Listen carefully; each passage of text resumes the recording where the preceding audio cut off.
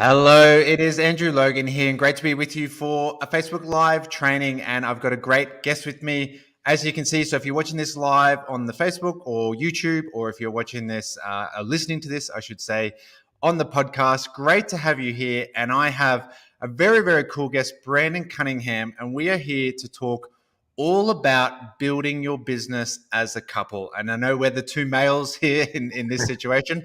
There are incredible females in our lives. You all know my wife, Angie, and Brandon's wife, Lynette. They have been on this very similar financial freedom pathway together, building a different lifestyle for themselves and their family. And so, Brandon, great to have you on and have a little chat about this conversation. I'm excited, Andrew. I'm a fan of yours. Well, Matt, great to have you on. And look, we were just talking just before we hit the record button. Why not start right there? Let's talk about the fact that when people start building as a couple, when people start building a business or start chasing financial freedom, for so many people, it's a huge goal to do it together. But for you and Lynette, was it a joint decision? Was it something where you both sat down and said, let's do this? Or did one go first? Did you go first, or did Lynette go first? How did that happen for you? Well, it was pretty much the same time. It was my cousin, but my cousin was communicating with my wife way more frequently than me. I don't know if that's just a female thing or not, but she called my wife, and my wife, would put it in front of me, and I wasn't interested. It kind of goes to our whole story of why I wasn't interested. But my wife kind of kept poking me for several weeks to take a look. But yeah, she was the one that was introduced first. But once we decided, we decided to do it basically at the same time because we were in our late 30s when we got involved in network marketing. But prior to that, we had several traditional businesses that we did together. So working together, we've been in network marketing. This will be our 13th year, but we've been working together for almost 30 years. Incredible. Yeah. Incredible. Yeah. So you know a lot of strategies. So let's talk about that, because I think communication is a massive, massive thing. I'll probably just start there as one of the most important strategies. And I know for me, it was me initially, and it was me for a good 12 months. I mean, Angie was supportive but not active.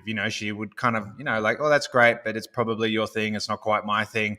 And it wasn't until we really sat down and had a really deep conversation, and I really communicated with her, the vision that I saw, and also we communicated what we saw for our children. What are we doing now, and how's that going to be in 5-10 years for our kids and our future and all that kind of stuff. So I'm sure running businesses for 30 years, traditional and newer online versions, you would have had to be very good at communicating with each other. So what are some of your best strategies there? Because everything rises and falls on communications in a relationship.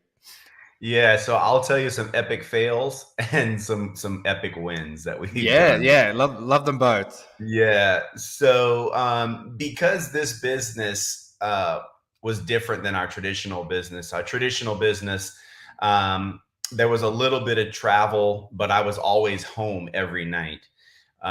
This business was a little bit different, where we had teams of people around the US, sometimes internationally. So I'd be away for a little bit, and that was different. And that was some things that we had to get used to. So I remember crazy. This has been many years ago, but I was packing my bags in the room one night, and she's like, "Where are you going?" And I'm like, "I'm going to New York tomorrow." And she's like, "What? You're going to New York tomorrow?" I'm like, "It's on the calendar." And she says, "I'm your wife. I don't have to look at a calendar." And I'm like, "Oh yeah, I guess I messed that one up. I guess I should kind of slow down and pump the brakes, and we need to be talking a little bit more." So what happens is we all in business want, our businesses to thrive. We want to get them in, everybody's looking for momentum. They want their businesses just massively growing. People want momentum, and you'll go through phases of momentum if you stay in the business long enough. And it's that when you're in that momentum phase, things can get crazy. Things can get nuts. And so it's super important that you already have a routine of how you're going to communicate. And that's what we established pretty much about that time. And so we've got children, they're teenagers now, but at the time they were very young. And so we kind of knew their sleep patterns. And we decided that we needed just some time together uninterrupted so that we could be on the same page at all times. And that for us was earlier in the morning. So one of my first advice to anybody listening or watching is daily communication and finding the time of the day that works for you both, where it doesn't have to all be business, but communicating so that there's no surprises, and that you're right. Communication is just super important. Mm. I know for Angie and I mean, both our children are at school now, but certainly, when we started, same thing. We were homeschooling our daughter, and Jack was just a baby. Well, he wasn't even born when we did really start. But now that they're at school, there's a lot more free time, which is does allow you a bit more ease there. But it's sort of lunch together. I mean, that's one thing we have, and we'll talk a little bit more about this in a sec. We have separate offices, and that's very healthy for our relationship to have separate offices that we go off to and work to separately at times. But we come back and we sit and have lunch together. And certainly Monday morning, especially, the kids have gone, and Monday morning in Australia is Sunday afternoon in the USA. So it's kind of, end of weeks from a business week point of view in the US. So it's that great time to just sort of reflect on the week that was, and okay, what are we doing this week? And Monday morning's a really business planning time. And if we don't do that, things go wrong. That's when, the little narky comments happen. That's when little communication breakdowns happen because we haven't done it. But the one thing I really want to talk about that you talked about there was, when you were packing your bags to fly off to New York, and a lot of times people can struggle with an unsupportive spouse, or say that, why isn't my spouse doing this with me? Why won't my partner join? But there's certainly times where one person's taking a lead role, especially, and the other one may not be up on stage or may not be making the phone calls, but they're looking after the kids.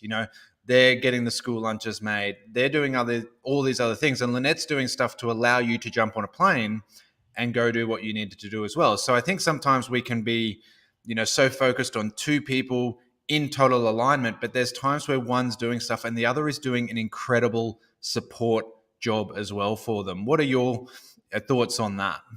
Yeah, we've gone through different phases depending on the needs of our organization. The industry, it's no secret, is dominated by women. Just the majority of your team, if it's not now, eventually will be women. Usually that's the way it works.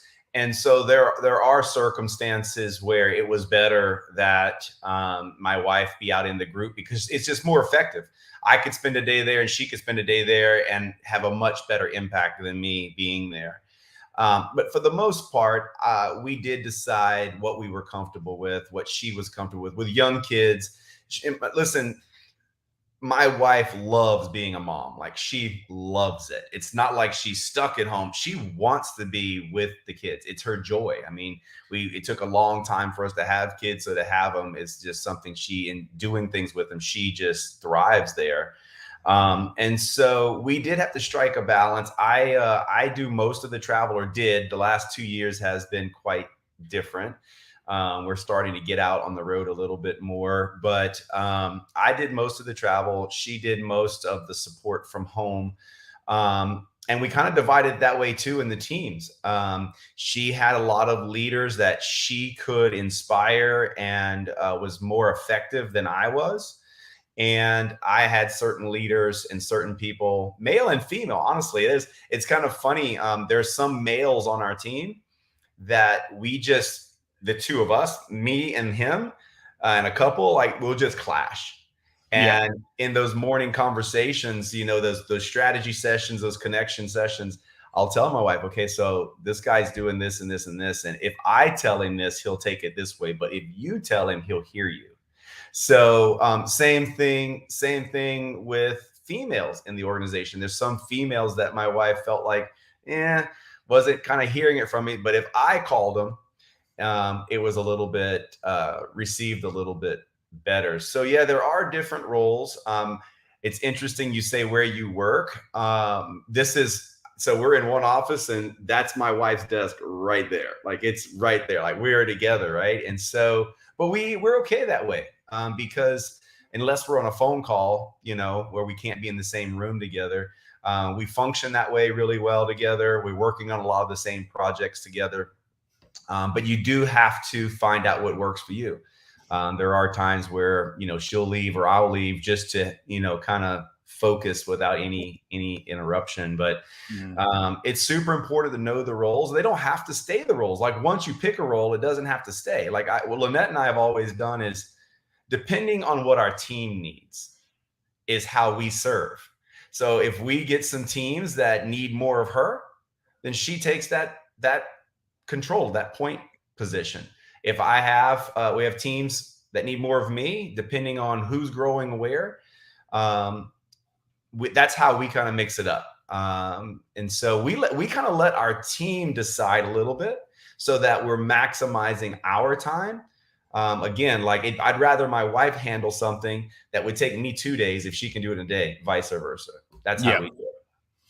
Yeah, I think the big thing for Angie and I is that I'm quite messy. And she is impeccably tidy. And so everything in her office your office is very, very clean. No, hers is clean. Mine's a mess. Yeah, well, I mean, we're not in my office for this phone call because my office isn't quite as nice as the background here. But it's more that, if Angie walked into my office, there's a natural, innate desire to clean it and organize things, and I've got them in a scattered, but it's organized in my head, but it's like just looks very messy. And so I think that's one of the biggest things, that if we work together, she'll clean my office, and then again we'll have a little argument because I'm like, no, it was there for a reason. Like I'll leave things out looking ugly to remind me, not like, don't forget to do this. Like put it right in the middle of your desk so you don't forget it. So, but yeah, I mean, when in all seriousness, there, and then we talk about like a division of labor essentially, and what are you strong at, and what is Lynette strong at, and what am I strong at, and what Angie's strong at. And I do prefer to be up on stage, and it's not that Angie can't. She's amazing when she's up on stage, but she does prefer to be there at the back of the room, one-on-one. And it's, just two people, sitting in a corner and really having those deeper conversations. And again, not that I can't, but my strength is to be up on stage. Her strength is to be there one-on-one with people. So we've worked that out, and we've communicated that to make sure that we provide the greatest amount of strength together. Like we play to our strengths, and then we can thankfully cover each other's weaknesses. The other thing I'd like to talk about, and it's part of like what I really love to train, is that obviously when we talk about, creating more freedom, creating more time in our life and financial freedom, there's building a business and creating an income. And then there's obviously what we do with that money. And that's kind of the bigger picture that we don't always talk about, of what do you actually do with the income that you make. And obviously clashes can happen when there's not a great amount of communication there, where someone's, wanting to spend it on one thing and someone's wanting to spend it on another thing. So how do you make sure that you're in financial alignment as well? You're in business alignment, you're communicating, and you've got to make sure you're in financial alignment for yourselves and for the children and for your goals. What are your strategies there? Yeah, I'm smirking as you're asking because, my wife and I have drastically different risk tolerances when it comes to investments and money. And so I'll give you some real scenarios. Some of our first businesses that we owned traditionally was real estate investment. So we've been investing for a long time. As an early married couple, it was ingrained in me. My grandfather was a real estate. He was a carpenter who built houses and then kept them, and beautiful, right? He not only he built them and kept them. It was beautiful. And so I wanted to be in real estate, and just maybe the first book I read out of high school. I went a long time. I hated school, Andrew. I hated school, hated it. So I didn't read books. But one of the first books I read when I got to the age of ready to start investing was Rich Dad, Poor Dad by Robert Kiyosaki, then all the other stuff. And I was at that moment where I was like, okay, back to real estate. Like, I own some traditional businesses, but here's the answer to your question. So we've been able to be really successful in network marketing, which comes with nice commissions. My wife and I do not live above our means. In fact, we have a philosophy of we live on 25% of our earnings. The other 75% goes to taxes and investments. And so we were sitting with these investors, and they were trying to take some cash and invest it. And I had made a promise. The house that we built, that I'm sitting in, was more of a house that my wife wanted to buy or build, but I convinced her to build the house. And she made me promise that I would always, like, she wants the house paid off. Let's just get to the chase. She Yeah. wants the house paid off, no mortgage. And we could do that. So we had to kind of, here's the negotiation. I said, babe, I don't want to do that. That's, in my opinion, it's not the smartest move with our money. Like, we can make more money in our investments growing than the interest on the mortgage. It's not the way to do it. And she's like, I don't care. So, I have these people, the professionals chirping in my ear, like, that's not smart. And finally, I had to tell my investors and my team, I'm like, guys, I'd rather be married than rich. I'd rather be married than rich. So if my wife wants the house paid off, so I struck a deal with her, and basically we can write a check any day we want to pay this house off. It sits in a very safe account that's not a savings account that's growing at nothing. It's earning interest. It's earning more interest than the interest that we're paying on the house. So we're gaining a little bit, and Yeah. it's basically liquid. That's it. So It's yeah, a, we can write the check. She's happy, right? So from a financial standpoint, when it comes to winning, that was the deal. Like, I had to find out her pain point. Her pain point was she wanted the nest egg safe. We did that. Beyond that, she said, knock yourself out. If you want to go all in, go all in. And so, beyond the real safe play that we made for the mortgage on the house and that investment, I kind of have free reign because I did first what she wanted. Yeah, there's so many good points in what you said there, and like particularly, guys, if you listen to anyone who's had financial success in their life, they most likely read Rich Dad Poor Dad as one of their first, second, or third books they ever read. I mean, it's 30 years old now, but the fundamental principles in it are just like golden. You cannot go past Rich Dad Poor Dad, Cash Flow Quadrant as well, like the follow up, and just read those two at least, if nothing else, if you're not a big reader. And there's a teenage version, as well. Like, we've been giving that to our children to start reading the teenage version. But I think two really massive things that you hit in there was you're living on 25% of your means. And you're budgeting, and I talk in my book and my training courses, you've got to have these buckets. You've got to have an investment bucket, you have to have a tax bucket. And one of the joys of making more money is that you pay more tax. And people are kind of like, well, it's a package deal. Like, I don't love paying tax, but I do like the fact that our tax bill gets higher because it means we've had more success in that year from that financial point of view. So they are a kind of necessary package deal, but you're sitting there and you're budgeting for it. You're budgeting enough money to create freedom, and you're leveraging what you make and you're turning that into freedom, because too often we can overextend and obviously buy things. And again, there's financial clashes there. But the big thing as well is obviously doing the math. Like, if we're going to talk about, like financial freedom, at some point you just want to sit down and do the maths and say, well, if we're paying 2% interest on the house, but we're making 3% interest here, even if it's as simple as that, you're 1% ahead. And 1% on $100 may not sound like much, but over time, consistently and compounding. And so we're very similar that we have the dream home and we could pay it off tomorrow, but it's like, well, why not just buy another house, and then the rent from the house pays for the mortgage here. And so if you've got investments paying your cost of living, then you again. But I think the last point I'll just sort of hit on that, and financial security.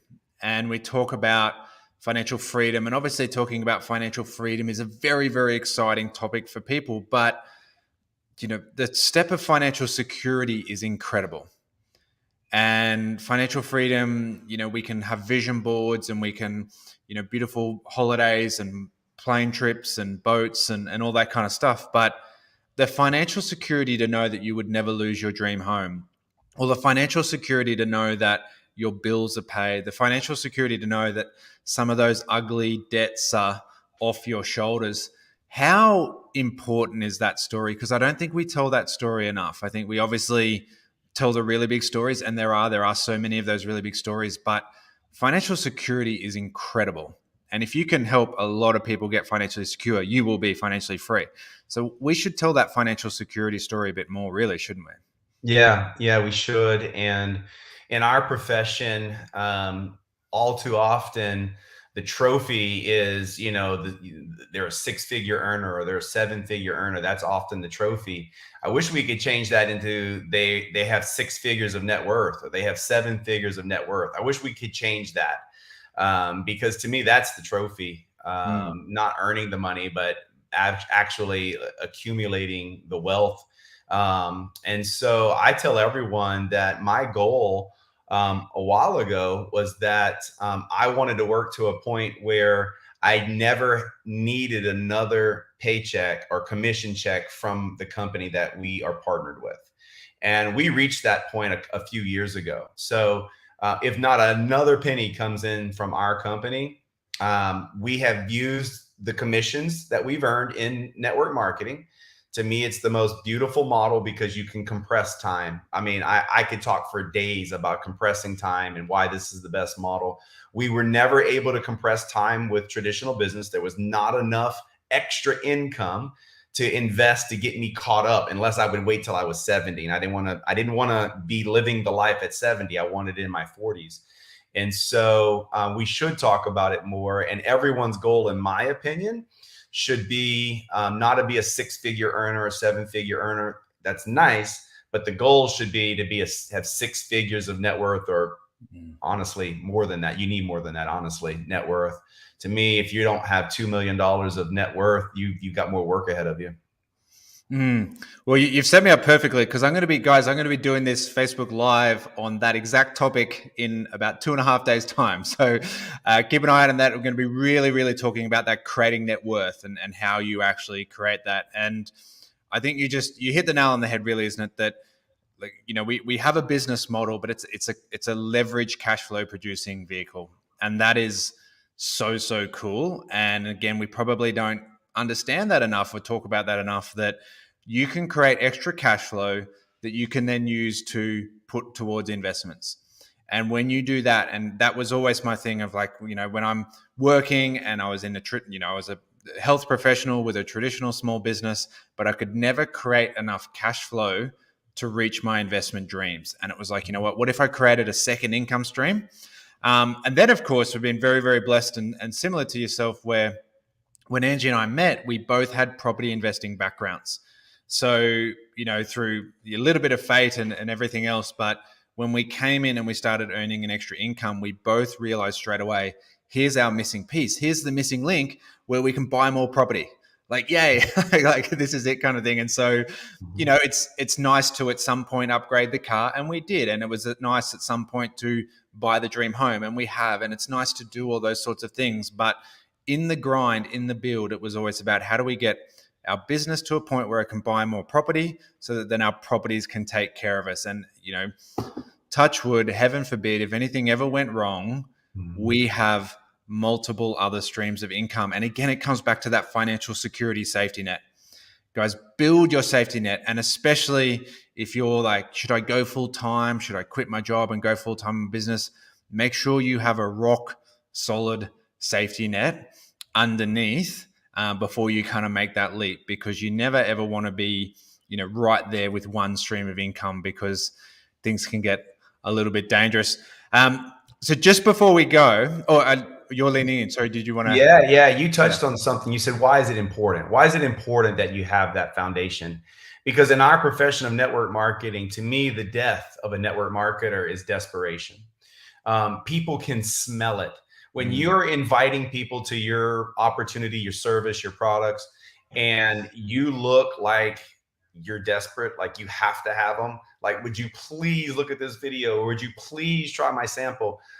That's words, that's language that someone that is in a desperate situation If once you're getting where you can see the financial plan coming to place, it puts a different posture. You have a different posture, and your language changes. And people, you don't even have to say a word, and they know you're successful. They know they probably should listen to you because you act different.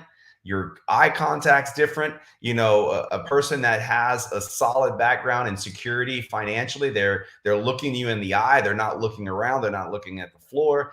All that matters. And so it kind of snowballs. Once you become successful in network marketing and successfully financially, more people just flock to your business. Enrolling people is easier now than it ever was.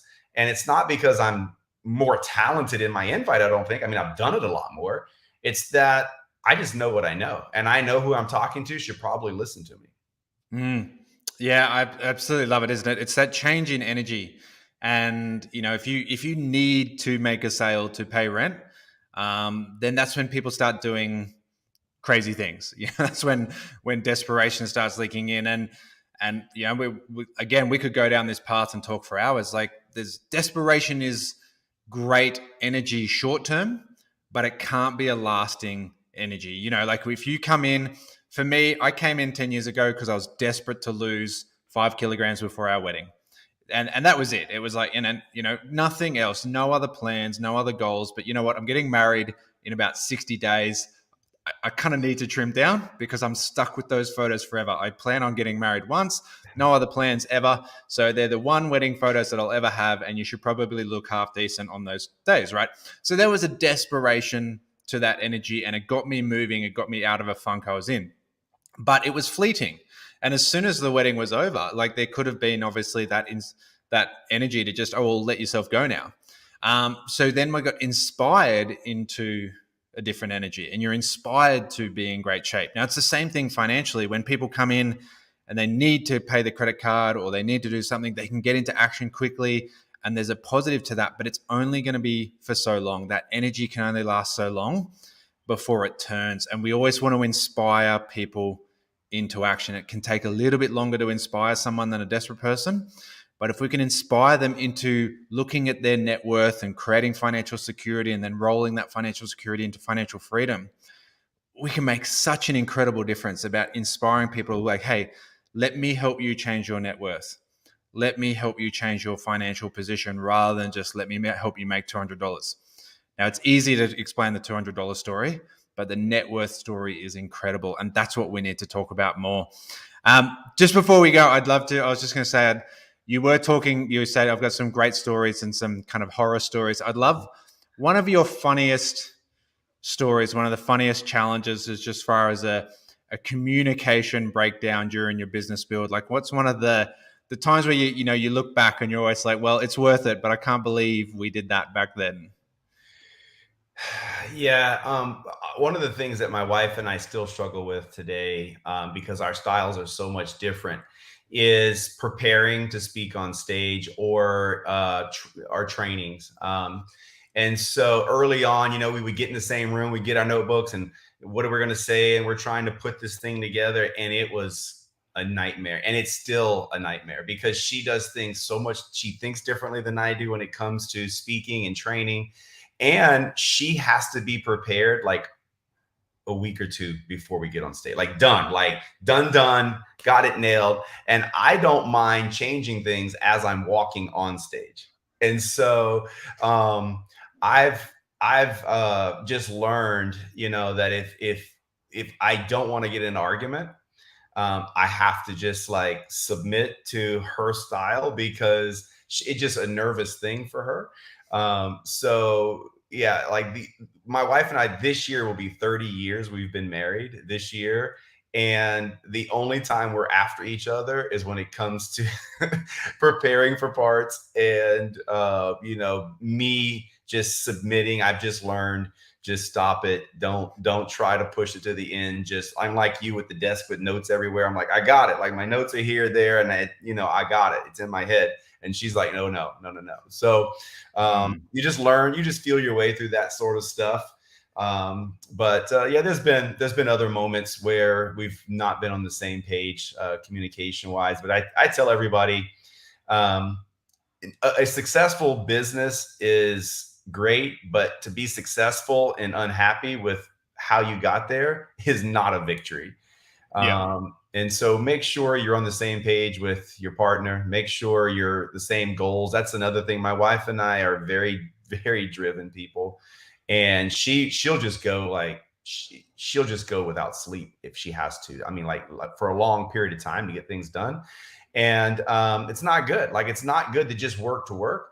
And so there, you need to have, one thing we learned is we work in pushes, where it's okay to work till you're just exhausted, but you have to have specific intentional reasons for doing it. We're big fans of John Maxwell. We do everything with intention and purpose, everything. And that keeps us, that gives us enough leftover energy for our, everything else that's important to us. And so we create boundaries around our time. People ask me how, after 13 years or going in my 13th year, how we haven't burned out, because we're still running, we're still enrolling, we're still building new teams. And it's because we work in what I call silos. And once I cross over a time, like, I ask my wife and the kids, like, what are the non-negotiables? What do I need to do every week? Despite everything else. And once we know those things that have to be done, they're the priority over anything else. And I have certain other things that I just put in a box, like, that's my time for this. And there are no calls, there are no Zooms in there, and shut it down. I would say that the best thing I would tell everybody that works as a couple, especially if they're living together, is that you can let the business just consume 7 days a week all the conversations. Make it a point that does not happen, because that's not sustainable and that's not healthy. Yeah. Boundaries, communication, time management. And I know we could talk about all of those things like individually for a sort of hour on each. But as you say, the Google Calendar, talked about it right at the start, having the calendar, having that set time. And I do laugh, I do chuckle, because I think, you and I are very similar, and Lynette and Angie very similar, because, if we're speaking at an event, I'll write it on the plane. I'm like, oh, well, I'll just, like, what else am I going to do on a plane? But and I sort of write 5 or 6 bullet points before takeoff. And I'm like, okay, done my speech kind of stuff. And it's not that I don't take the speech seriously. It's just, that is my style. I just want to, these are the 6 points I'm going to hit. And if I just want people to walk away with these 6 points, everything else that happens on stage, I'll just kind of feel the energy and do what's sort of happening across the event. Whereas Angie's written it out, and it's all structured, and it's all clean and perfect. And she's stressing because I'm writing the plane, writing the thing as the plane's taking off. But Matt, I want to appreciate your time. And guys, if you're listening in, if you're watching in, I really hope you've got value. If you do want to just follow Brandon, get to know him and his story more, there he is. It's Brandon Cunningham, Brandon with an O, Cunningham, up on Facebook, and at Brandon L Cunningham at Instagram as well. So if you're listening on the podcast, I'll pop those up in the show notes. Obviously, if you're watching the Facebook Live, they're up on the screen there. Mate, I want to thank you so much for joining with us today, talking about these strategies for building a business as a couple. And I'm sure we'll have to get you back, talk about some, time management strategies, and even just some wealth mindset things in the future as well, Matt. I want to appreciate your time, and we'll have you back soon. That's awesome. I'm a big fan of your podcast. I worked out this past week prepping for this show. So some of the things you said, I heard on your podcast. I knew you had a big event coming up in a couple of days. So go crush that. And I look forward to being back. Awesome, Matt. Appreciate your time. And thanks everyone for watching in. See ya.